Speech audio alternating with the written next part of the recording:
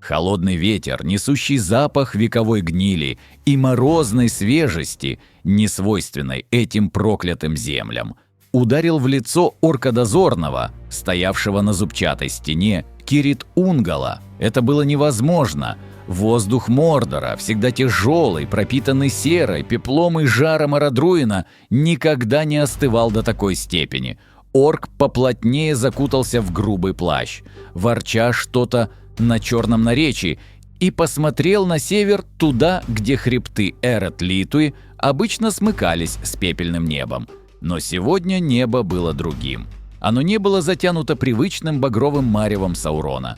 Там, на севере, небеса разверзлись, окрасившись в болезненный льдисто-синий цвет, напоминающий глаза мертвеца, застывшего в момент последней агонии.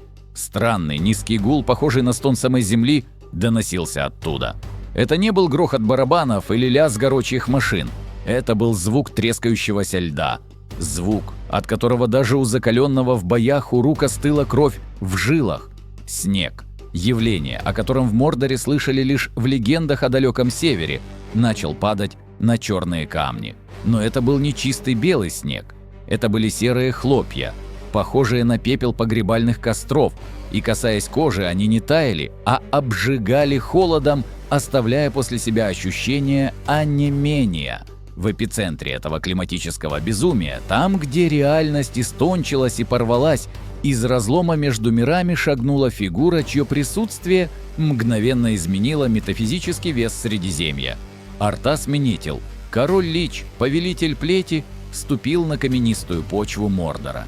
Его латные сапоги, выкованные из саранита, крови древнего бога, с лязгом опустились на вулканическую породу, и от места соприкосновения мгновенно разбежалась паутина инея, убивая даже те скудные колючки, что умудрялись расти в тени Мордора. Артас поднял голову. Его шлем, увенчанный короной проклятых, скрывал лицо, но два голубых огонька, горящих в глазницах, пронзали тьму лучше любого эльфийского взора. В правой руке он сжимал ледяную скорбь, рунический клинок, который не просто убивал, но похищал души. Меч тихо гудел, чувствуя, сколько жизни, пусть искаженной и злобной, кишит в этом мире. «Этот мир!» Голос Артаса звучал не как речь живого существа, а как скрежет ледников Нордскола. Он пропитан страхом, но он не знает истинной смерти. За спиной короля Лича разлом пульсировал, и из него, подобно чумному потоку, изливалась его армия. Нестройные ряды вурдалаков, чьи тела были сшиты из кусков гнилого мяса. Скелеты-воины, чьи кости были укреплены темной магией.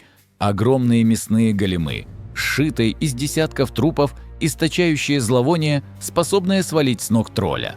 И над всем этим, затмевая даже свет Арадруина, парили ледяные змеи, драконы, воскрешенные вне жизни, чье дыхание могло заморозить саму душу. Синдрагоса, королева ледяных змеев, издала пронзительный визг, от которого стекла в башнях Дуртханга, находящегося в милях отсюда, задрожали и треснули. Она приземлилась на скалистый выступ рядом с Артасом.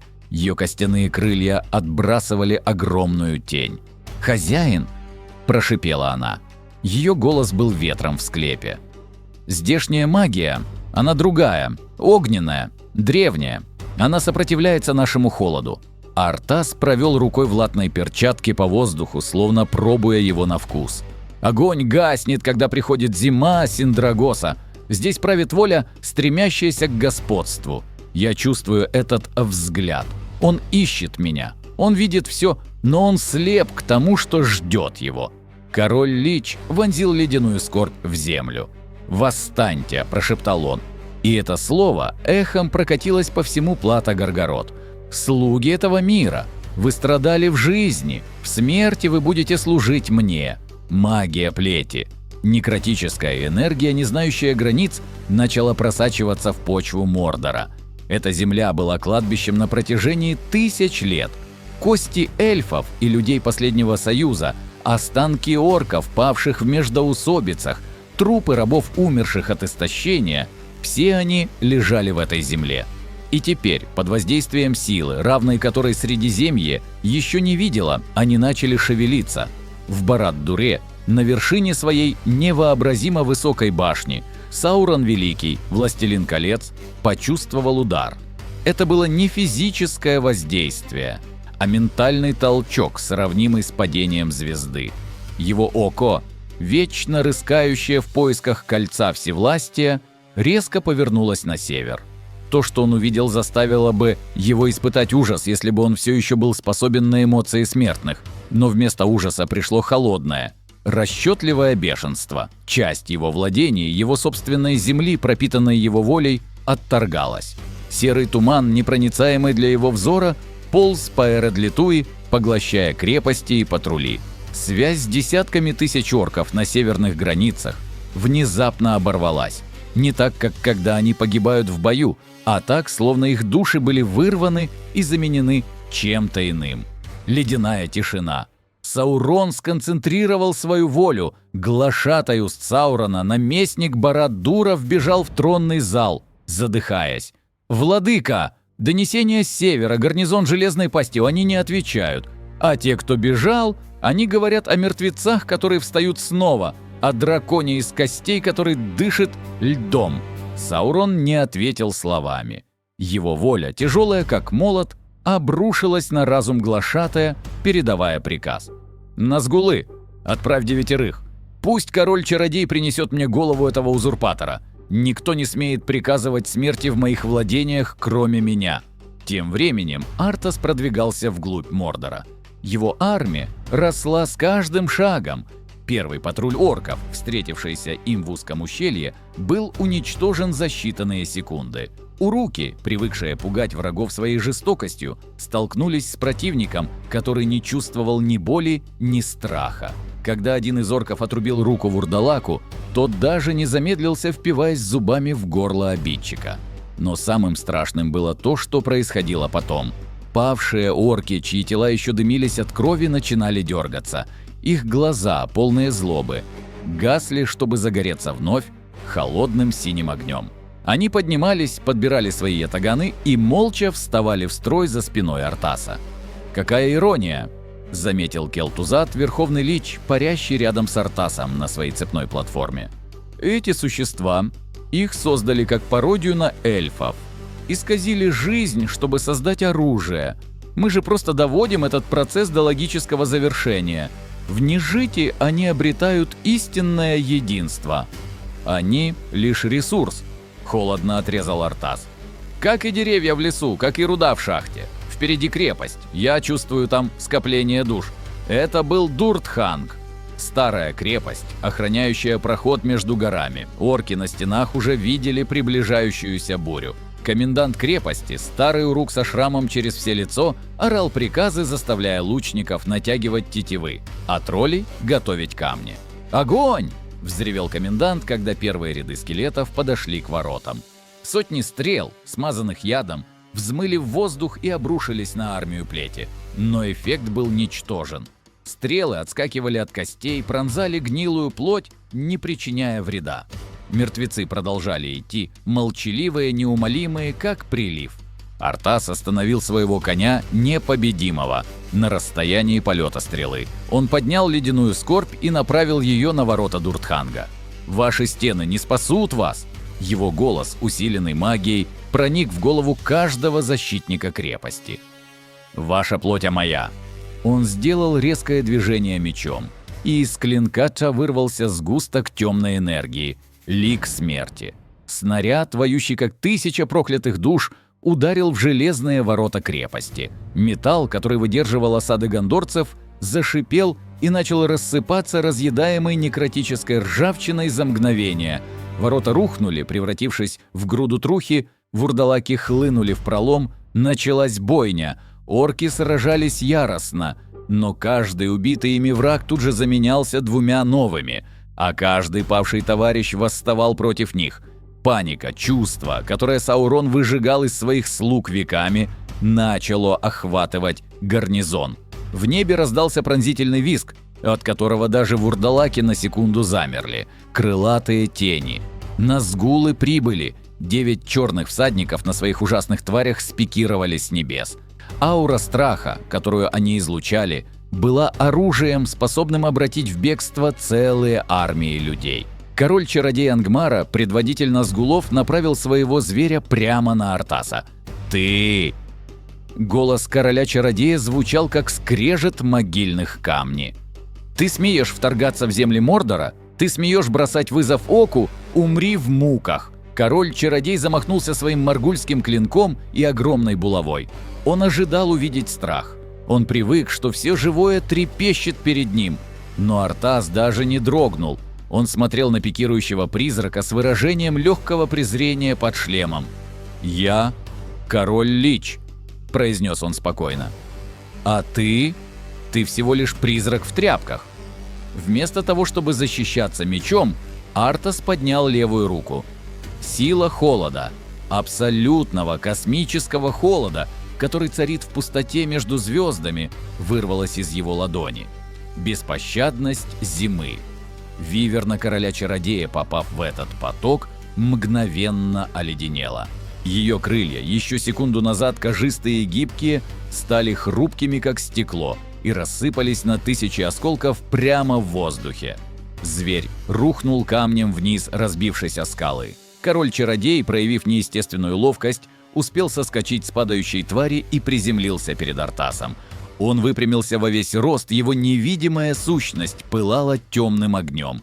8 других Назгулов кружили над ними, не решаясь напасть, чувствуя мощь, исходящую от рыцаря смерти. «Ни один смертный муж не может убить меня!» – прошипел король-чародей, вспоминая древнее пророчество. Артас спешился с непобедимого. Он был выше Назгула, массивнее в своих саранитовых доспехах. Он подошел к предводителю кольценосцев, и воздух вокруг них начал трещать от столкновения двух полярных магий – некромантии Азерота и черной магии Средиземья. «Смертный?» Артас рассмеялся, и этот смех был страшнее любого крика Назгула. «Я давно перестал быть смертным. Я тюремщик проклятых, и твое место в моей темнице». Ледяная скорбь встретилась с булавой короля-чародея. Удар был такой силы, что ударная волна отбросила сражающихся вокруг орков и вурдалаков. Земля под их ногами треснула. Рунический клинок Артаса, закаленный в ледяном троне, врезался в древнюю сталь Мордора. Клинок короля-чародея, отравленный магией, попытался найти брешь в броне Артаса, но саранит был непробиваем для оружия этого мира. Артас давил. Физическая сила короля-лича, усиленная мощью тысяч поглощенных душ, превосходила силу призрака кольца. Король-чародей с ужасом почувствовал, как его оружие начинает покрываться инеем. Холод полз по рукояти, проникая в его призрачную сущность, замораживая саму его волю. Ледяная скорбь голодно пульсировала, пытаясь вытянуть душу Назгула, но та была привязана к кольцу Саурона, создавая чудовищное напряжение. «Ты... что ты такое?» – прохрипел Назгул, отступая на шаг. «Я твой новый господин», – ответил Артас и нанес рубящий удар. Король-чародей парировал, но сила удара отбросила его на несколько метров. Он понял, что в одиночку ему не победить. Издав пронзительный визг, он приказал остальным 8 атаковать. Назгулы спикировали, как стая воронов. Но Артас был не один. «Синдрагоса!» – скомандовал он. Огромная ледяная змея, которая до этого выжигала стены крепости своим дыханием, развернулась. Она открыла пасть, и поток концентрированной магии льда ударил в небо. 2 Назгула, не успевшие уклониться, были поглощены этим потоком. Их виверны превратились в ледяные статуи и рухнули, а сами призраки, лишенные физических оболочек своих скакунов, были развеяны ветром, вынужденные бестелесными духами возвращаться в Барад-дур для восстановления. Оставшиеся Назгулы, включая короля-чародея, поняли, что битва проиграна.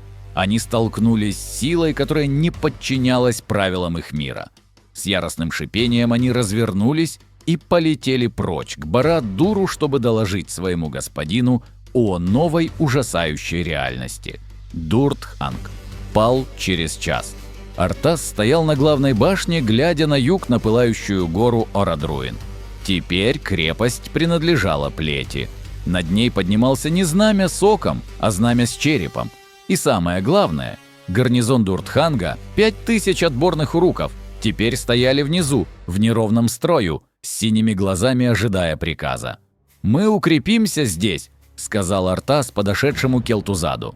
«Мы превратим эту долину в новый Наксрамос. Саурон бросит на нас свои легионы, и каждый павший орк, каждый тролль, каждый человек пополнит мои ряды. Я заберу у него все — его армию, его земли и его душу». В Барад-дуре Саурон стоял у палантира. Он видел поражение своего самого могущественного слуги. Он видел, как его крепость пала, и как его собственные воины восстали против него. Впервые за тысячелетия Властелин колец почувствовал что-то похожее на сомнение.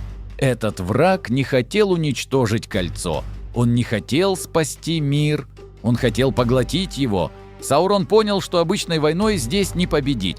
Ему нужно было больше силы, ему нужно было мобилизовать все резервы. Он отправил мысленный зов на восток и на юг. Харадримы с их мумакилами, востаки с их колесницами – все должны были прийти. Он опустошит Мордор, но не отдаст его ледяному королю. А на севере, в мертвых топях, куда дотянулась тень вторжения Артаса, произошло еще одно событие. Древние мертвецы, души эльфов, людей и орков, павших во второй эпохе и веками лежавшие в воде, глядя в небо пустыми глазами, вдруг начали двигаться. Магия Артаса была настолько сильна, что пробудила даже их. Из зловонной жижи начали подниматься полусгнившие фигуры в древних доспехах. Это была не просто пехота, это были воины древности, нуменорцы и эльфы Нолдор, сохранившие остатки своего боевого мастерства даже в проклятии. И теперь они шли на зов ледяной скорби. Артас посмотрел на карту Мордора, разложенную на столе коменданта. Его палец в латной перчатке скользнул по пергаменту, оставляя след инея, и остановился на одной точке – черные врата. «Маранан, мы пойдем туда», – тихо сказал он. «Мы откроем врата, но не для того, чтобы уйти, а чтобы впустить весь этот мир в мои объятия». Ветер усилился. Метель, рожденная магией короля Лича, начала распространяться дальше, за пределы захваченного плато, накрывая равнину Горгород белым саваном. Орки в лагерях у подножия Роковой горы с ужасом смотрели, как их костры гаснут под напором неестественного снега. Это было начало долгой зимы Мордора. И Артас Менетил, сидя на своем новом троне из черного камня и льда, был готов к войне, которая заставит войну кольца показаться детской игрой. Он поднял ледяную скорбь, и клинок вспыхнул, освещая тронный зал холодным светом. «Саурон!» – прошептал он. И имя это прозвучало как приговор. «Твое время истекло. Пришло время ледяного трона. Армия плети, теперь насчитывающая десятки тысяч, пришла в движение. Осадные машины, труповозки, наполненные гниющим мясом для создания новых вурдалаков, начали скрипеть колесами. Огромные нерубские пауки-могильщики, призванные из Ажол Неруба через разлом, начали оплетать скалы паутиной, создавая зиккураты. Мордор менялся. Он становился отражением Нордскола. И в центре этого кошмара, подобно ледяному сердцу, билась воля одного существа, которое не остановится, пока весь мир не станет служить ему. Битва за Дуртханг была лишь прологом. Настоящая война начиналась сейчас. И пока Саурон собирал свои бесчисленные орды у подножия Барад-дура, готовясь к решающему удару, Артас готовил свой собственный сюрприз. Ибо он знал то, чего не знал Саурон. Смерть – это не конец. Смерть – это только начало. И в этой игре у короля Лича были все козыри, ведь в Мордоре было так много мертвых. Ветер выл над пустошами, и в его вое слышался голос. Фростморн жаждет. Снег, серый от пепла и пропитанный смертью, продолжал падать на плато Горгород, превращая выжженную пустыню в ледяную тундру. Армия плети, разросшаяся до невероятных масштабов за счет павших уруков и троллей, стояла у подножия Барад-дура. Это было зрелище, от которого сама история Средиземья должна была остановиться в ужасе. Бесконечное море синих огней, горящих в пустых глазницах, окружало последнюю цитадель Саурона. Некрополи, огромные летающие зиккураты, призванные из Азерота, висели в небе. блокируя свет ока, и сбрасывали на защитников крепости потоки чумы и зеленых кристаллов магии. Саурон, загнанный в угол в собственной твердыне, понимал, что тактика истощения, которая служила ему верой и правдой тысячи лет, теперь работала против него. Каждый убитый его защитник мгновенно поднимался, чтобы вцепиться в горло бывшему товарищу. Мордор пожирал сам себя. В отчаянии темный властелин приказал открыть глубинные врата под башней. Из недр земли, из древних каверн, где спали ужасы первой эпохи, выползли существа, которых Саурон берег на самый крайний случай: огненные дрейки, потомки Глаурунга и безымянные твари, грызущие корни мира. Волна огня и тьмы выплеснулась из ворот Барад-дура, столкнувшись со стеной льда и мертвой плоти. Битва превратилась в хаос стихий. Ледяные змеи, ведомые Синдрагосой, сцепились в небе с огненными дрейками. Пар от их столкновения окутал вершину башни густым туманом. Внизу на земле мясные великаны, чудовищные големы, сшитые из десятков тел Олокхаев, разрывали строй элитной гвардии Саурона, черных уруков, словно те были тряпичными куклами. Артас Менетил наблюдал за этим с холма, восседая на непобедимом. Он не спешил, он наслаждался симфонией страдания. «Смотри, Келтузат!» – произнес он, указывая ледяной скорбью на кипящую битву. «Он пытается бороться с зимой огнем. Он думает, что ярость может победить неизбежность». Внезапно врата Барад-дура распахнулись с грохотом, перекрывшим шум битвы. Из тьмы вышел он. Саурон Великий. Он больше не прятался за стенами, не наблюдал через палантир. Он воплотился в своей физической форме. Гигант, закованный в черные латы, с шипастым шлемом, скрывающим лицо, которое никто не мог видеть без риска сойти с ума. В руке он сжимал огромную черную булаву, а на пальце горело кольцо всевластия, сияющее как маленькое солнце. Его присутствие на поле боя изменило все. Одним взмахом булавы он отправил в полет десятки вурдалаков. Их тела рассыпались в пыль еще до того, как коснулись земли. Саурон шагал вперед, и земля плавилась под его ногами.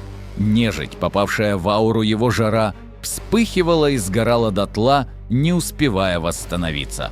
Он был воплощением разрушения, богом войны, пришедшим защитить свое творение. «Менетил!» Голос Саурона звучал не в ушах, а прямо в сознании, тяжелый и горячий, как лава. «Ты пришел в мой дом, ты осквернил мою землю. Ты думаешь, твоя украденная магия сильнее той, что ковала этот мир?» Саурон поднял руку с кольцом. Воздух сгустился. Гравитация изменилась. Огромная невидимая сила обрушилась на армию плети, вдавливая мертвецов в землю, ломая кости, сплющивая танки и труповозки. Это была мощь Майя, существа, участвовавшего в песне творения. Артас, единственный, кто остался стоять под этим давлением, пришпорил коня. Непобедимый, призрачный скакун, не знающий страха, поскакал вниз по склону прямо навстречу темному властелину. «Твой мир стар, Саурон», — ответил король Лич, и его голос прорезал ментальный рев врага, холодный и чистый, как звон хрусталя. «Он дряхлый, он жаждет покоя. Я принес ему этот покой». Два титана столкнулись в центре Гаргарота. Удар булавы Саурона встретился с лезвием ледяной скорби. В этот момент время, казалось, остановилось. Звук удара пришел секундой позже, оглушительный взрыв, который сбил с ног всех, кто был в радиусе мили. Волна энергии, смесь черного пламени и синего льда, разошлась кругами, разрушая скалы. Саурон был сильнее физически. Каждый его удар был подобен падению метеорита. Артас, несмотря на свою нечеловеческую силу, был вынужден отступать, парируя и уклоняясь. Броня короля Лича трещала, Саронит деформировался под ударами, способными крушить горы.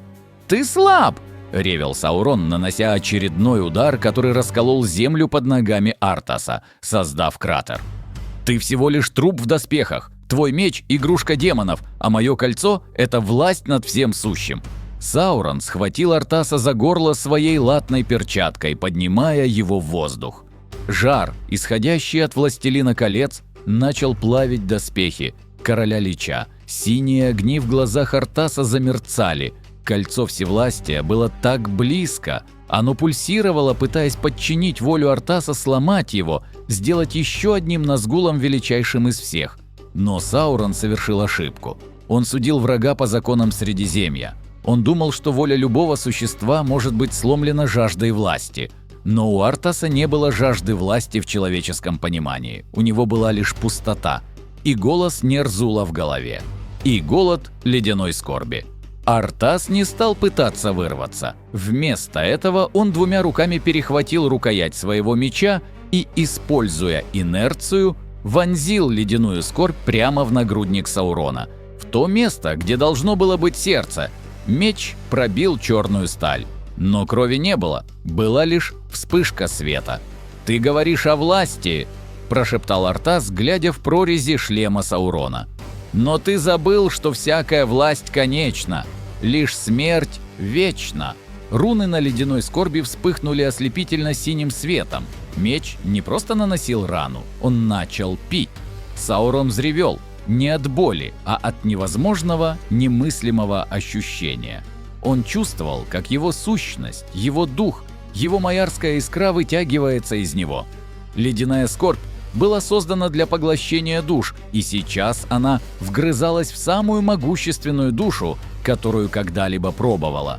Кольцо Всевластия на пальце Саурона начало вибрировать, пытаясь спасти хозяина, перекачивая энергию обратно. Это была дуэль артефактов.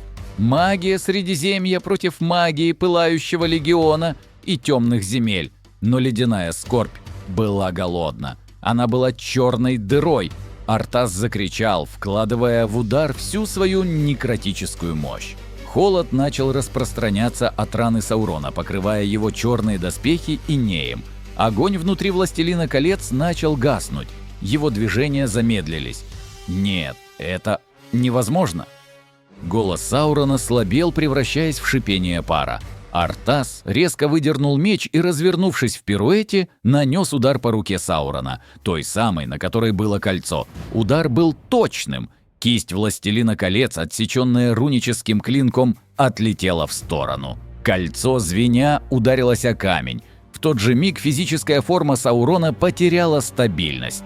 Без кольца, удерживающего его мощь, и с раной, нанесенной похитителем душ, он не мог существовать. Его доспехи рухнули на землю грудой металлолома, а из них вырвался дух. Облако черного дыма и огня, пытающиеся улететь, сбежать, скрыться в тенях. Но Артас не дал ему уйти. Он поднял ледяную скорбь высоко над головой. Меч действовал как магнит. Дух Саурона, визжа и извиваясь, был насильно втянут в вихрь, кружащийся вокруг клинка. «Твоя душа принадлежит мне», – прогремел Артас. С последним душераздирающим воплем сущность Саурона была поглощена мечом. Синие огни в глазницах черепа на гарде ледяной скорби вспыхнули с новой, ужасающей силой, окрасившись в багровый оттенок – цвет ока. Тишина опустилась на Горгород. Орки, тролли и чудовища, лишившись воли своего господина, замерли. Они были дезориентированы, сломлены. Но они не разбежались, как это было при Исильдуре, потому что теперь здесь была другая воля. Артас подошел к отрубленной руке Саурона. Он поднял кольцо. Оно было горячим, но в его ледяных пальцах оно быстро остыло. Он посмотрел на золотой ободок. Надпись на черном наречии вспыхнула, но тут же погасла, подавленная некротической аурой. Артас не надел его. Ему не нужно было кольцо, чтобы править. Он сжал его в кулаке, и металл заскрипел. С помощью магии льда он вплавил кольцо Всевластия в гарду ледяной скорби, объединив два величайших артефакта зла в одно целое. Теперь меч пульсировал двойной силой, холодом смерти и жаром господства. Король Лич поднялся по ступеням к входу в Барад-дура. Его плащ развивался на ветру, который теперь нес только снег. Он вошел в тронный зал, где веками плелись интриги против свободных народов. Артас подошел к трону Саурона. Он был слишком велик для человека, но магия льда быстро исправила это, нарастив глыбы замерзшей крови и костей, превратив черное кресло в подобие ледяного трона. Он сел, и в этот момент весь Мордор изменился окончательно. Вулкан Арадруин, роковая гора, последний оплот огня, содрогнулся. Но он не извергся лавой. Из его жерла ударил луч синего света, пробивший облака. Лава внутри вулкана застыла, превратившись в черный обсидиан. Гора, вечно пылающая, покрылась вечными ледниками. Артас закрыл глаза и расширил свое сознание. Он видел все. Он видел орков, которые падали на колени, их кожа бледнела, а глаза загорались синим. Они становились не просто рабами, а частью плети. Он видел назгулов, которые, лишившись Саурона, попытались исчезнуть, но были притянуты зовом кольца, теперь ставшего частью меча. 9 призраков прилетели к Барад-дуру и преклонили колени перед новым господином. Теперь они были рыцарями смерти, первыми из нового ордена. Он видел далеко на западе Гондор и Рахан. Он чувствовал страх людей, которые смотрели на восток и видели, что багровое зарево исчезло, сменившись холодным мертвенно-бледным сиянием полярного сияния. Они радовались падению Саурона, еще не зная, что на смену темному властелину пришел король мертвых. «Отец!» – прошептал Артас в пустоту, его голос эхом разнесся по ледяным залам Барад-дура. «Все кончено, больше не будет войн за кольца, не будет союзов и предательств, будет только покой!» Келтузат влетел в тронный зал, склонившись в поклоне. «Мой король, Мордор наш, армии людей на западе празднуют победу, думая, что зло ушло. Каковы будут приказы? Начнем вторжение немедленно?» Артас открыл глаза. В них больше не было ничего человеческого. Там была бездна, в которой теперь, где-то глубоко, бился плененный, вечно кричащий в агонии дух Саурона, ставший всего лишь батарейкой для мощи короля Лича.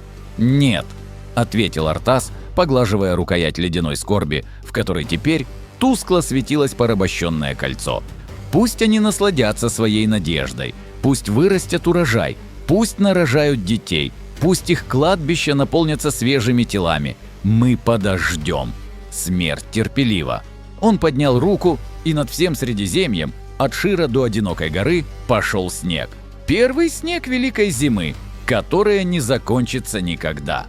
В конце концов, Артас откинулся на спинку трона, глядя, как ледяные змеи кружат над замерзшим Арадруином. «Все они будут служить мне». Экран темнеет, оставляя лишь 2 горящих синих глаза во тьме и свист ветра, в котором едва слышно звучит искаженный, сломленный шепот Саурона. «Я вижу вас.